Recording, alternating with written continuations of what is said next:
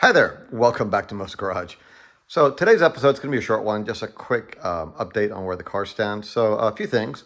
There's been a few kind of minor details that we've been kind of working on. So one of them was I took the grill off the car, took it apart, tried to kind of straighten up some of the kind of shiny aluminum bits.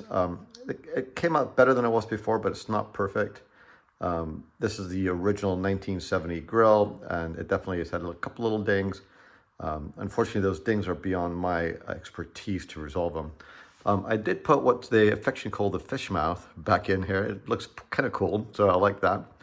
And then the other thing is we have put the actual headlight caps back on, give that kind of cool racer look. So yeah, so that's done.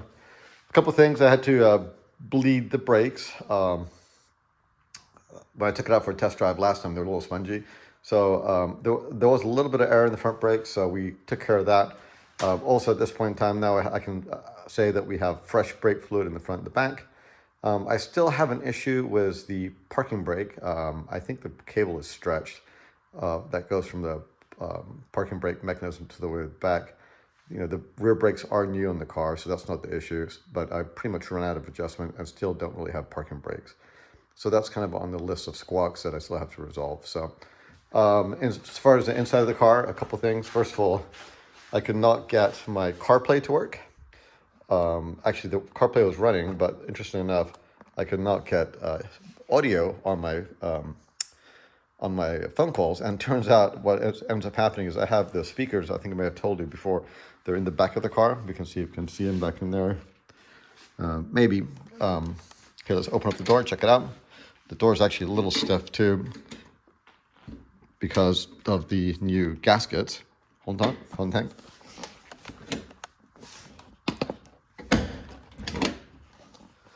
Okay, so let's open it up. And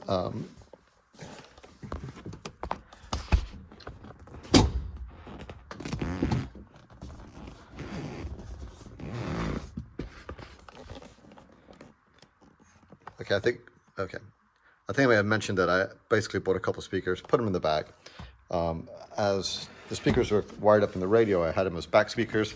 Well, interesting enough, turns out that the radio expect only the front speakers to be for the audio on the phone, and therefore I was not getting any audio until I swapped it from back to front. I also kind of got these kind of cool little seatbelt router things, so it makes the seatbelt a lot easier to get to. So we got that kind of done. I had a couple plates that I had no idea what they were. These little chrome plates that you see right here. And so, yeah, it was kind of odd. I was like, where did these go? And after spending a bit of time, I finally figured it out. Interesting enough, these are actually riveted in. The previous plate was riveted in, and the way I was able to figure that out is because the previous owner had to like drill them out, and the balance of the rivets had to be drilled back out by myself to get the new one to go in. So anyway, that's in. Looks nice, like it.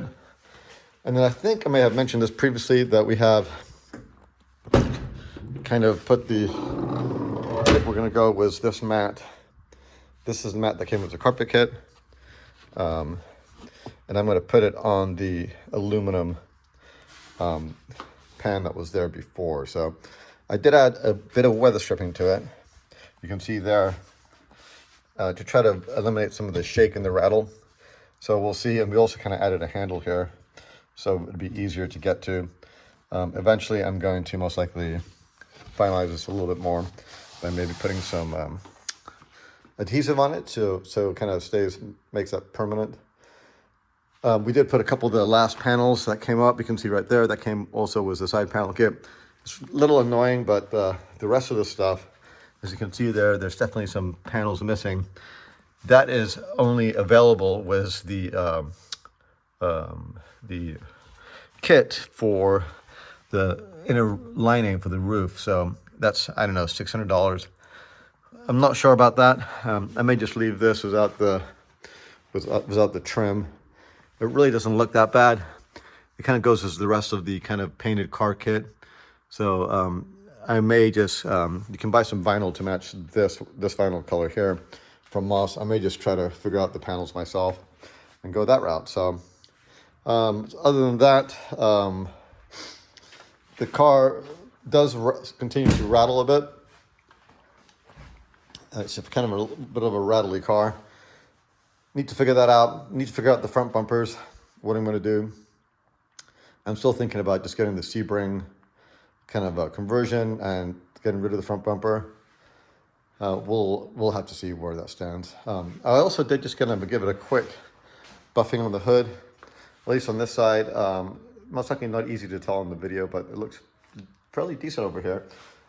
Better than on this side that has not been buffed. So again, a little hard to tell. And then kind of a couple of other last things. This side mirror looks kind of cool. It's not very good to drive, so we'll have to see how that works out. I also found out, unfortunately, that my the odometer on this car is not working. I mean, the speedometer is working. I'm going to speed, and then I still have to sort out what's going on with the oil pressure, and then the temperature looks like it's running pretty hot. I mean, it's showing at the needle pretty much at the max on the temperature gauge. So it's hard to tell, is that a instrument issue? Is that an engine issue? So more of that needs to be kind of explored and see what's going on with that. Driving the car, another interesting thing is, I mean, I'm only 5'6". This wheel is right in your face as you're driving, being 5'6". So, oh well, that's the way it is. My wife and I did take this thing out for a spin a few days ago, and it was fun. I enjoyed it. It's kind of good to finally work on it. The good news is that after they taken out for the car for the spin, the oil pan below here is still clean. Although I still have an issue I have to resolve with the racking pinion.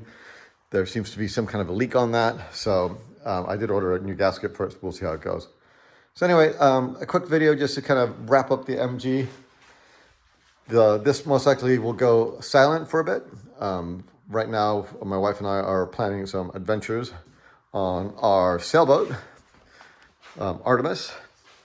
So actually our Mo's workshop is almost turned into Kathy's upholstery shop. So anyway, so our focus is going to be most likely on this boat for the next couple of months. But we will revisit the little MG towards the end of summer, early part of fall. So just like I would just like to thank you guys for watching this. It's been great.